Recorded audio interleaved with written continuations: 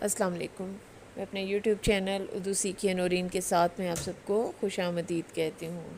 آج ہم جماعت نہم کے سبق آرام و سکون کے مصنف سید امتیاز علی تاج کے تعارف کے حوالے سے بات کریں گے۔ سید امتیاز علی تاج سن 1900 میں پیدا ہوئے اور 1970 میں آپ نے وفات پائی۔ سید امتیاز علی تاج لاہور میں پیدا ہوئے۔ ان کے والد مولوی ممتاز علی کو شمس العلماء کا خطاب ملا۔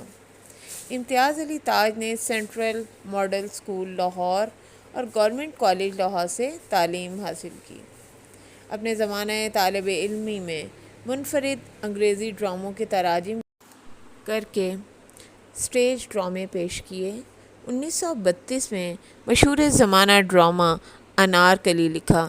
ان کے مزاحیہ اسکیچ چچا چھکن کے نام سے شائع ہوئے اور بہت مقبول ہوئے۔ رسالہ، تہذیب نسواں اور پھول کے مدیر رہے۔ ریڈیو پروگرام پاکستان ہمارا ہے شروع کیا اور ریڈیو کے لیے درجنوں ڈرامے اور فیچر لکھے۔ بہت سی فلمی کہانیاں بھی ان کی تحریر کردہ ہیں۔ وہ مجلس ترقی ادب لاہور کے سیکریٹری بھی رہے اور اپریل 1970 یعنی 1970 میں ان کو نامعلوم شخص نے قتل کر دیا۔ امتیاز علی تاج کے ڈراموں میں تمام لسانی خوبیاں موجود ہیں۔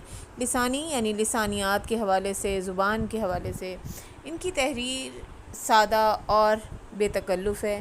وہ الفاظ کا استعمال بڑے سلیقے سے کرتے ہیں اور معمولی الفاظ کو بھی اتنی خوش اسلوبی سے استعمال کرتے ہیں کہ قاری کے ذہن پر گہرا اثر مرتب کرتے ہیں۔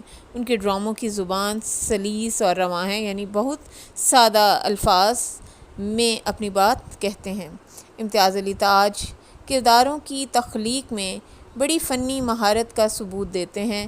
وہ اپنے کرداروں کو نفسیاتی تجزیے کے ساتھ آگے بڑھاتے ہیں۔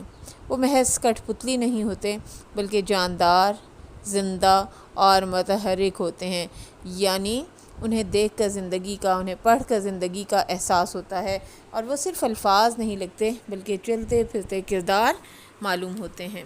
امتیاز علی تاج کے ڈراموں میں چستی، برجستگی اور بے ساختگی ملتی ہے، یعنی وہ بے ساختہ، بغیر کسی تکلف کے پھرتی کے ساتھ اپنے مکالمے ادا کرتے ہیں۔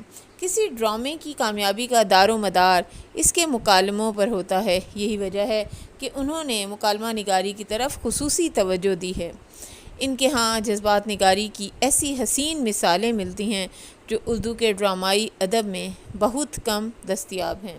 ان کا ایک اہم معروف ڈرامہ آرام و سکون اس کی واضح مثال ہے کہ ان کے مزاح میں کہیں کوئی تکلف نظر نہیں آتا، بس انہوں نے معمول کے واقعات اور کرداروں کے سیدھے سادے مکالموں سے مزاح پیدا کیا ہے۔ امید کرتی ہوں میری یہ چھوٹی سی کاوش آپ سب کو بہت پسند آئی ہوگی اور اس طرح پڑھا کر ہم بچوں کو بآسانی تعارف یاد کروا سکتے ہیں۔ شکریہ۔